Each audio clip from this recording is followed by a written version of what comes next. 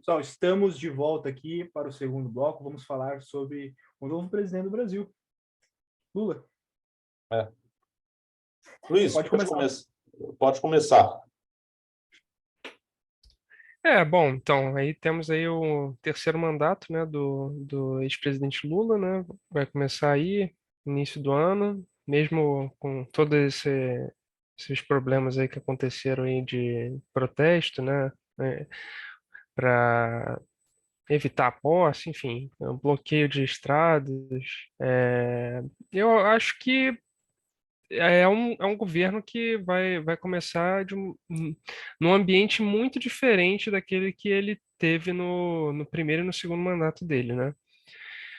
Apesar de que, né, se fala hoje que nós estamos passando por outro boom das commodities. Eu não sei se até que ponto isso aí vai se configurar realmente, né? Também tenho minhas ressalvas com essa questão. Eu não acredito que a gente está exatamente vivendo aquilo que a gente vinha vivendo lá em 2003, até 2010, né? É, e uma outra coisa também é a questão do Congresso ter uma composição bem diferente daquela que tinha naquela época, né? Lá para uns 15 anos atrás, né? Quase 20 anos atrás. Já é um Congresso bem diferente, né? E outra coisa também é que ele tem como vice-presidente um cara que brigou com ele, com os candidatos dele, enfim, ele em eleições passadas, né, que era um adversário, né? Então, eu não sei também até que ponto o Brasil vai retomar temáticas assim como já, ele já participou aí da reunião em relação ao meio ambiente. Eu não sei até que ponto que o Brasil vai retomar a integração com a América do Sul, né? Se vai ter uma retomada aí das relações aí da Unasul, que está vacante aí desde 2017, no plano internacional, né? Estou falando. E no plano interno, aí eu não sei, deixa para o Marcos falar um pouco do plano interno. Bem, eu vou pegar aqui alguns pontos, né, meio que de trás para frente no que o Luiz falou, né? Sobre a questão da relação com o Congresso, né? Por um lado, sim, a gente tem sinal positivo aí que no Senado a PEC da transição passou, e passou até de forma muito tranquila, né? 64 votos. Então, tudo indica que, pelo menos no Senado, digamos assim, o Lula não teria dificuldades para passar, digamos, o que ele pretende passar, né? Tudo bem que a composição do Senado vai ficar um tanto diferente já a partir de fevereiro do ano que vem, né? O PL vai ter a maior bancada, né? E isso já vai ser um desafio um tanto grande, assim. É por isso que era importante ele aprovar isso agora, né? Porque Isso, a composição vai exatamente. mudar. Vai mudar e vai ser uma mudança, digamos assim. E você falou muito bem assim da questão da composição do Congresso, né? Quando ele começou a governar, né, em 2003, o principal bloco de oposição dele era o quê? PSDB e o antigo PFL, que depois virou Democratas, né? Então, E assim, hoje em dia virou União Brasil, né? União virou Brasil se União uniu Brasil, com outro partido como o que PSL. era o antigo DEM que se juntou ao PSL, né? Então, Sim, que era o antigo partido de Bolsonaro, quando ele se elegeu em 2018. sim. Mas, enfim, o que virou mais uma legenda do Centrão, né? A União Brasil virou isso. Então, o que assim, a gente tem que entender? O Lula vai, assim, uma opinião minha, e eu creio que seja a opinião de vocês também. O Lula ainda vai sentir muita saudade de quando ele tinha como oposição o PSDB e o antigo DEM, né? O antigo PFL, hoje DEM, e agora hoje União Brasil, né? Porque ele vai pegar uma oposição muito mais barulhenta, muito mais cascuda, né, no Congresso. Tipo assim, ele pode ter maioria, né? E eu acredito que ele vai ter maioria para passar projetos de lei. Eu não sei se seria uma maioria constitucional, ou seja, para passar emendas à Constituição, não sei se ele chegaria nesse nível, nas duas casas, mas eu acho que para passar projetos de lei ele teria condições de passar, né? Só que ele vai ter uma oposição muito mais barulhenta, né? E isso vai, digamos assim, por si só já vai dar muita dificuldade para ele aprovar, para ele, digamos, avançar com as pautas dele, né? E sem falar que ele não vai, a lua de mel que ele vai ter, né, seja com o Congresso, seja com os mercados, praticamente, eu não vou nem dizer que vai ser uma lua de mel curta. Eu acho que ele talvez nem venha a ter lua de mel, né? Aquele período, digamos assim, os 100 primeiros dias de governo vão deixar o cara trabalhar, né? Eu acho que não vai ser assim. Eu acho que ele vai encarar, digamos, uma oposição, uma certa resistência, uma certa desconfiança já desde o início. Então, ele não tem margem mais para erros, como ele tinha em 2003. E, assim, você falou muito bem da questão do Alckmin, né, como vice. Eu acho, assim, a ideia, né, qual é? Você colocar o Lula como chefe de Estado, como o cara que vai rodar o mundo para, digamos assim, acertar os ponteiros das relações internacionais do Brasil. Então, ou seja, na prática, o Lula atuaria como chefe de Estado, enquanto o Alckmin, né, que é o primeiro-ministro, seria o chefe de governo, primeiro-ministro informal, né, para aparar as arestas e poder avançar com as pautas do presidente Lula no Congresso. Então, assim, esse seria talvez o arranjo possível, e talvez seria muito conveniente para o PT esse arranjo, porque talvez o Lula não resista a um novo mensalão da vida, né? Ele não pode se dar ao luxo de arriscar ser um novo mensalão ou um novo petrolão. Esse é o entendimento. Sem contar, você falou muito bem, que o Luiz falou muito bem, cenário econômico completamente diferente também de 2003. Tipo assim, a gente vai ter aí, tem a questão, se fala muito, podemos ter um ciclo de commodity? Podemos, mas nem de longe vai se comparar ao ciclo de 2003. Vai ser um ciclo, talvez, vai ser um ciclo muito menor e talvez um ciclo muito mais curto. E tem muitos efeitos adversos isso. Quer dizer, na verdade, nós temos um cenário dentro desse ciclo de commodities que é muito adverso, que é a questão da guerra na Ucrânia, né? A questão de uma possível recessão aí, para atingir a Europa, Estados Unidos. Então, assim, nós temos um cenário muito diferente do que a gente tinha 20 anos, né? E eu acho que tanto o próprio Lula como os petistas eles parecem subestimar isso, né? Sem contar que a própria dinâmica da relação política, né, nesses 20 anos mudou muito. Por exemplo, em 2003 não se tinha rede social, né? Então, assim, basicamente, qual era a fonte de informação? Era a imprensa, né? Era o Jornal Nacional. Não existia isso aqui. Não existia isso, né? A gente tinha... não tinha Twitter, não tinha Facebook, o cara que está lá, o fim Twitter, lá pega uma informação lá quente dentro da B3 e joga para o vento. Não existia Brasil Grande ainda. Então, assim, uma situação, um cenário muito diferente de 2003, né? Então, assim, o Lula, a verdade é a seguinte, o Lula não tem margem para errar, né? Ele não pode errar, ele não pode dar o luxo de errar. Por isso que ele fez essa transição agora, colocando praticamente 1.000 pessoas para tentar agradar a todos. Então, se resolvam aí, dê os nomes para os ministérios e tal. E mesmo assim, ele ainda acha que vai desagradar muita gente. Parece que quem vai comandar o Ministério da Economia vai ser o Haddad. Isso vai cair como uma bomba no mercado. A gente sabe que o Haddad vai ser um poste. Quem vai controlar realmente a economia vão ser outras pessoas, vai ser a Faria Lima. Já se tem a notícia do que o Roberto Campos Neto, presidente do Banco Central, vai fazer um governo duplo, né? Vai fazer o segundo mandato. Então, parece que, no fim das contas, vão tentar agradar gregos e troianos justamente para poder fazer o que você falou, Marcos, que é tentar minimizar erros, né? Porque ele não pode fazer um grande erro.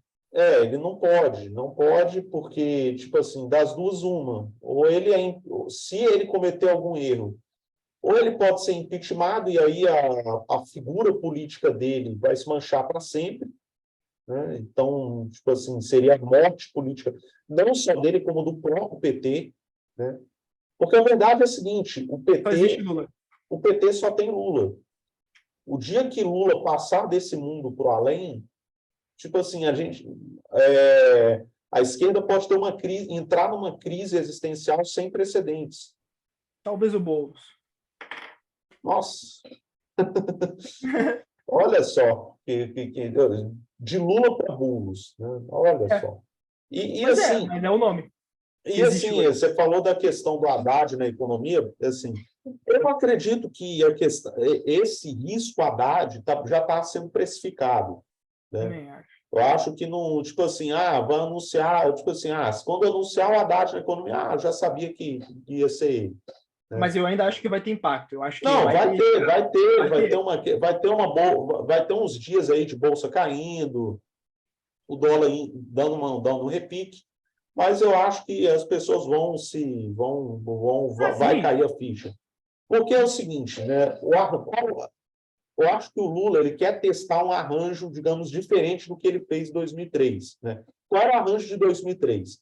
Você botava um liberal no Ministério da Fazenda, né, que foi o Palocci, né, que foi assessorado pelo Marcos Lisboa, né, enfim, acho que Samuel Pessoa também estava na equipe e tal, e você tinha o Henrique Meirelles no Banco Central, né, que foi o grande homem forte aí da economia, principalmente no primeiro mandato, né, do governo Lula. Depois, o que ele quer fazer agora? Né? Seria o Haddad no Ministério da Fazenda, aí para o Ministério do Planejamento. Aí vai depender se vai ser o Pércio Arida ou o André Lara Rezende, né? São os dois pais fundadores do Plano Real, né? E aí, para o desenvolvimento, um desses dois também. Então, ou seja, seria alguma combinação, ou o Arida e o André Lara Rezende em planejamento e desenvolvimento, respectivamente, ou o inverso, né? Então, assim, você vai ter, tipo assim, a ideia seria um contraponto, só que no sentido oposto. Você põe um cara mais heterodoxo na fazenda e você põe um cara mais ortodoxo no planejamento, né? Resta saber se realmente vai dar certo. Torço E para que dê. Eu torço para que dê, porque isso vai ser bom para o nosso país, porque E se resta der também certo. saber, e Mas, resta saber honestamente, também, assim, eu não vou dizer que eu vou. Se eu dissesse que eu não estou preocupado com isso, eu estaria mentindo. sim, e resta saber também, Marcos e Luiz, que se o Haddad no Ministério da Fazenda, vai ser ele mesmo, né? Se é ele que vai comandar as coisas mesmo, se é ele que vai decidir ou se ele só vai ser um mero cara que serve café e dá canetada, né? E outra coisa, você comentou sobre o Ministério do Planejamento e Desenvolvimento, o Ministério da Fazenda e tal. Tem o Banco Central. O Banco Central, ao que tudo indica, permanecerá independente e teremos um liberal e um liberal da ala Guedes, liberal da ala Bolsonaro na presidência também, permanecendo nela. Seria o Sim. Roberto Campos Neto. Luiz, por gentileza, comente um pouquinho para nós. Escolha de ministério, amanhã saem os 5 primeiros nomes para ministério. Vamos lá. Em relação aí ao Haddad, eu espero sinceramente que ele seja mais esse cara aí que você descreveu, Miguel, porque eu não confio muito nas propostas dele para a economia, né? Assim, ao mesmo tempo que também não confio num liberal estilo Paulo Guedes no Banco Central. Também acho que não é muito benéfico para o Brasil, né? Eu acho que como o Marcos falou, né? A gente tem que torcer para que dê certo, né? Até porque nós moramos aqui, né? Nós vamos sentir na pele se tiver uma eventuais erros do governo que levem a consequências econômicas catastróficas, né? Aumento massivo de preços, inflação, enfim, que vão afetar nós, vão nos afetar e vão afetar a população brasileira como um todo, né? Então eu acho que a gente tem que torcer. Na torcida não no sentido de torcer porque eu defendo esse governo, mas torcer para que Quebrar as as políticas, Exatamente, é torcer para que as políticas deem certo, tanto no plano interno, né, que os ministérios trabalhem da melhor maneira possível, e tanto no plano externo, né? Isso que o Marcos falou também sobre o Lula ficar mais como o chefe de Estado que vai lá e viaja e vai para os países para colocar ali a imagem do Brasil lá em cima, né? É, enquanto o Alckmin fica aqui no plano interno ali, fazendo a transição, né? Eu acho que isso daí realmente parece o arranjo que eles estão desenhando para esse governo. Não sei se isso daí vai continuar ou se isso daí é só parte da transição, né? Para que a transição ocorra da melhor maneira possível, né? E, assim, como o pessoal falou aí, o mundo hoje é diferente, né? A gente tem a rede social, então o Lula, ele jamais passou por protestos como aconteceram lá em 2013, né, por exemplo.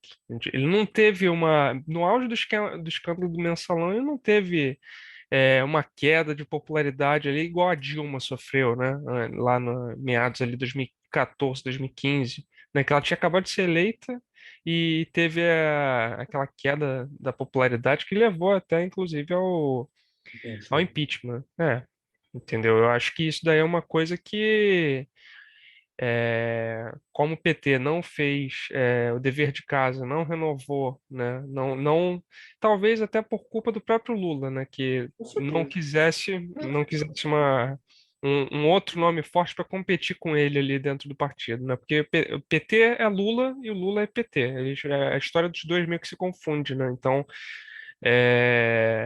não investiram em novas lideranças, não investiram em é, novos atores políticos, né, para poder ter uma sucessão, né?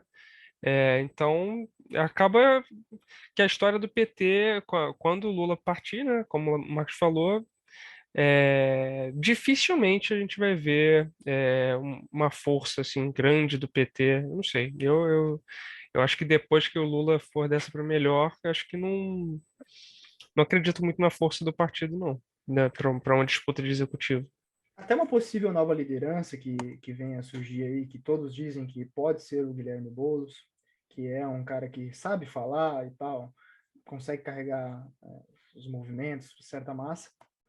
Esse cara não surgiu no PT, ele surgiu no PSOL. Então, você vê que isso aí que você está falando tem muita lógica, tem muita razão. Já diferentemente do Bolsonaro. O Bolsonaro, não sei se foi por culpa do Bolsonaro, se ele quis isso mesmo, se ele criou um ambiente agradável para que surgissem novas lideranças, mas o fato é que o Bolsonaro tem sim seus sucessores, Zema e Tarcísio, né? E parece que o Tarcísio vem dando certo. E assim, carrega uma certa linha do próprio Bolsonaro, só que você vê que o Tarcísio tem muito mais habilidade política, tanto que, por exemplo, ele foi esses dias encontrado, tiraram foto e tudo mais, virou notícia, ele e o Alexandre de Moraes. Então ele é um cara que sabe fazer mais essa política e tal. E sobre o governo Lula, né, a gente espera que seja um governo pragmático. Né, e se for por essa linha, cara, o que o Lula fizer que realmente for positivo, estarei aqui prontamente para poder falar que tá dando certo. Torcerei muito, porque é o Brasil, cara. É o Brasil. É a nossa bandeira, é o nosso país, moramos aqui, vamos continuar morando aqui. E se a gente não amar o Brasil, como que a gente vai mudar? Ninguém vai fazer isso por nós, né? Ninguém Pois vai. é. Pelo contrário, só vão bater no Brasil. Aí eu comento um negócio agora aqui que não tem tanto a ver com o que a gente está falando, que a gente está falando do plano interno aqui do Brasil. Mas, assim, você vê lá fora, eles condenam, falam que o Brasil que tem incêndio nas florestas, garimpo ilegal, não sei o quê. E aí você vê uma notícia que a Inglaterra vai voltar a explorar o carvão, né? Então, quer dizer, os países, as grandes potências, né, estão lá levando para frente agendas de ambientalismo, né? Só que ao mesmo tempo, quando elas se veem ali encurraladas pela realidade da crise energética, né, que se aproxima, né, do inverno que se aproxima, elas usam todas as ferramentas disponíveis, né? É, e a gente fica, nós, né, aqui como brasileiros, ficamos reféns assim dessas agendas, né? Que não, que eu acho que são importantes, que a gente precisa realmente discutir, isso que precisa efetivamente ser discutida, né? Não ignorada, né? Nem aceita goela abaixo, né? Eu acho que tem que ter o Brasil, né, esse novo governo tem que ter é, uma perspectiva bem forte em relação à mudança climática, né? Porque se tiver uma política de negação ou de assim, ignorar completamente que isso aí existe, né? Outras pessoas vão fazer isso por você e vão jogar, vão bombardear o Brasil. Todo dia vão falar que teve queimada, que está contribuindo para o aquecimento global, ou então mudança climática, né? Enfim, não vão parar de atacar o Brasil se o Brasil não tiver uma posição a respeito desse tema. Então, é muito importante que o novo governo se posicione nesse tema. Bacana você dizer isso, porque logo saiu, faz pouco tempo que saiu um artigo no Brasil Grande a respeito disso. O Pedro, que é estudante de geografia, membro muito ativo do BG, ele escreveu um artigo falando sobre a agenda ambiental, meio ambiente, e como o Brasil tem que falar sobre o meio ambiente à sua maneira, a sua própria agenda. Então isso é bem importante, porque se a gente não falar, alguém vai falar por nós, e certamente não vai ser em termos que agradam o povo brasileiro e os nossos interesses. Então, de fato, isso é de extrema importância. Se a gente não cuidar da nossa própria terra, ninguém vai cuidar por nós e vai mandar aqui, né? Vai falar o que a gente deve e o que a gente não deve fazer. Bacana, bacana. Mais considerações? Assim, as considerações que eu vou fazer, né, sobre a questão dos novos nomes que estavam se falando sobre do Ministério de Lula, né? Eu estava vendo aqui, deixa eu ver se eu puxo aqui, está no meu perfil no Twitter aqui. Vocês acham que vale a pena falar? Vocês acham que vale a pena citar se há alguma possibilidade dessas manifestações irem para frente, alguma coisa nessa finaleira aí? Acho que tem alguma possibilidade e tal? Agora, no final, acho que não. Mas eu acredito que se começarem a acontecer aí denúncias de, sei lá, esquemas de corrupção, hoje assim, é uma época que as coisas se espalham muito rápido e muita gente que votou no Lula pode até se bandear para as manifestações. Eu acho que é muito mais fácil mobilizar, uma mobilização na oposição. Acho que o bolsonarismo na oposição talvez ele seja muito mais efetivo do que no governo, como a gente viu, né? Nos últimos 4 anos não teve, não teve tanta efetividade, mas como oposição eu acho que não agora, no início do governo, mas talvez ali mais pro final ali do primeiro ano, se a gente tiver muitos problemas aí, eu acho que pode sim ter uma posição bem fortalecida, tanto no Congresso quanto em mobilizações populares. Sim, O nome Lula já assusta bastante, né? Já tem todo esse, já sim, carrega tudo sim. isso. E assim, sobre a questão assim porque o Lula foi eleito por uma margem muito exígua de votos, né? Ele foi eleito por uma margem de 2 milhões de votos, né? Basicamente é um distrito federal de eleitores. Ele foi um distrito federal, uma Brasília de eleitores, né?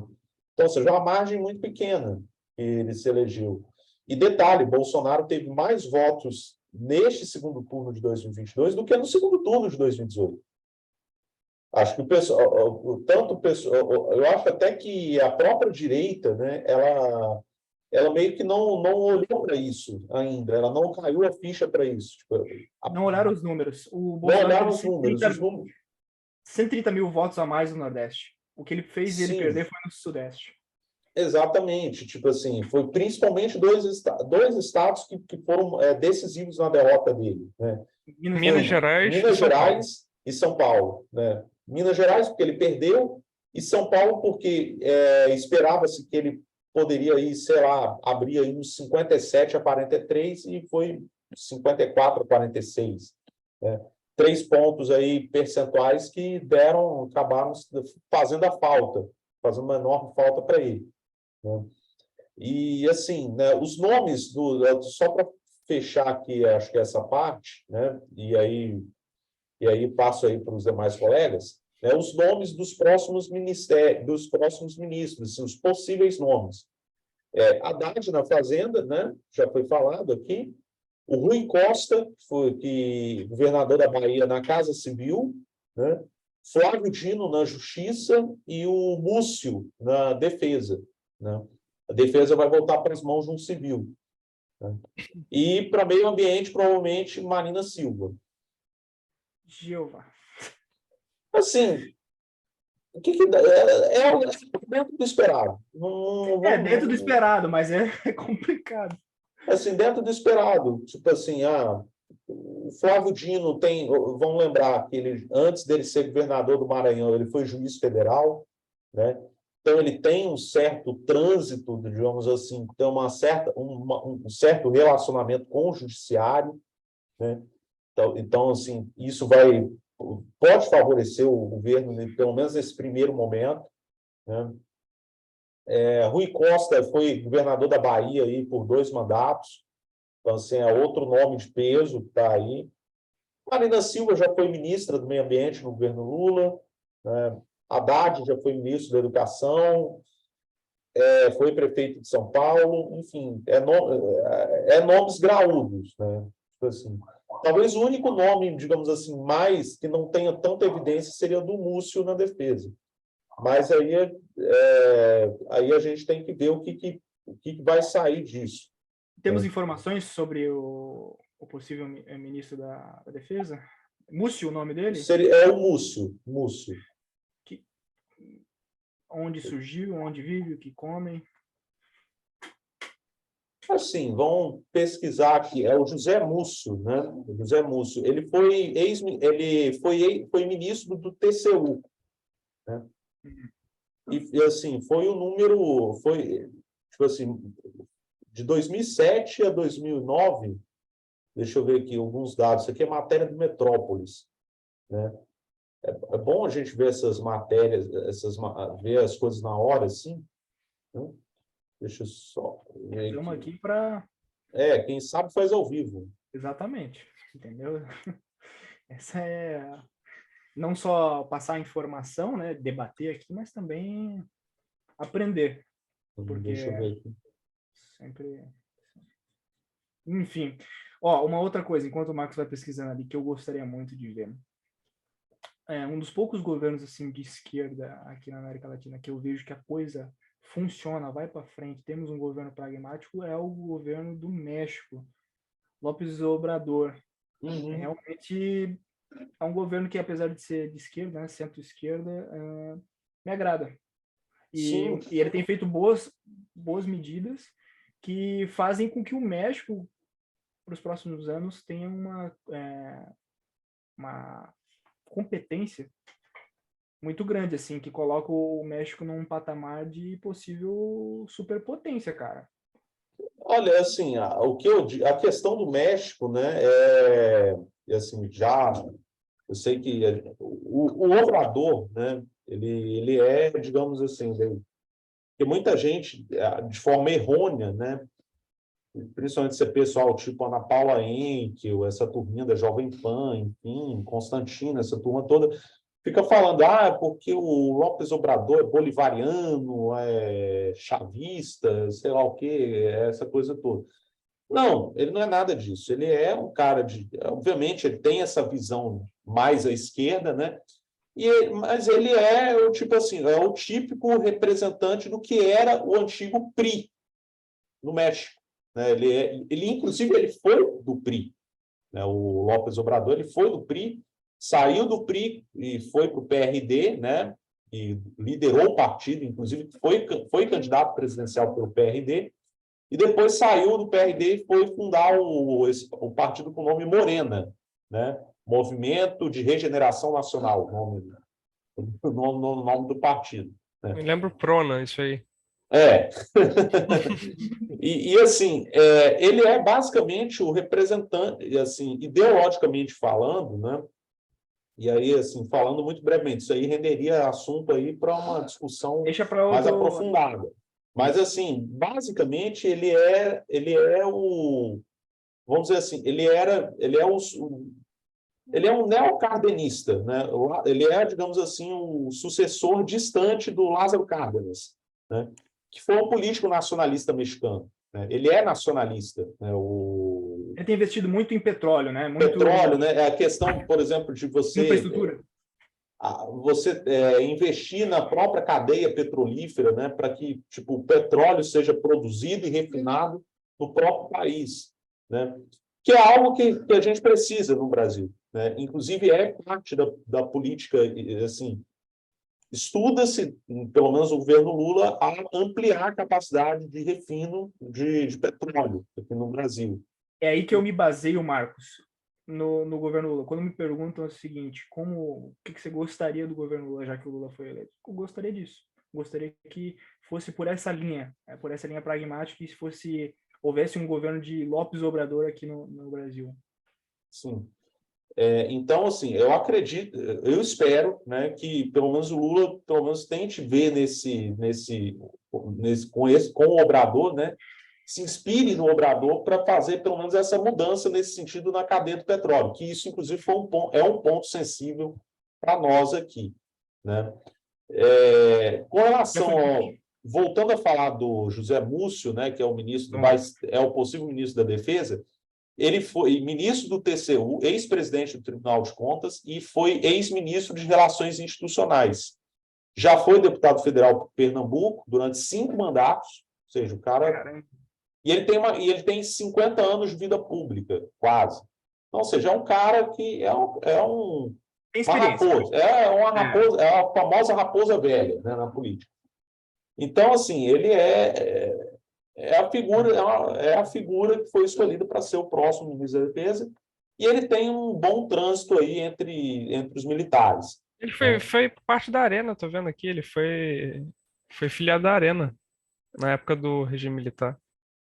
Ou seja, é figura tarimbada. Quase o Ciro Gomes do TCU, esse cara. Ele é uma figura tarimbada. Então, assim, basicamente, assim, ele é uma figura mais digamos assim, de sombra, né? Não tão evidente quanto as demais figuras citadas aqui antes, mas ele tem experiência, não é um cara que caiu de paraquedas.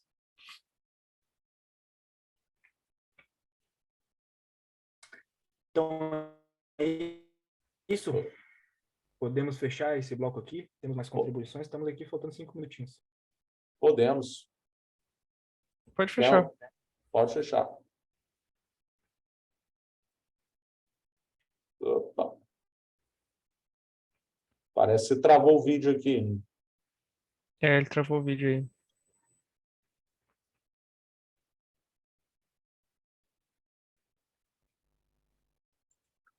Alô? Miguel, tá ouvindo? Estou ouvindo. Temos 5 minutinhos. Vamos para o próximo bloco? Vamos para o próximo aqui. Podemos. Vou encerrar aqui. Beleza? Fechou. Valeu.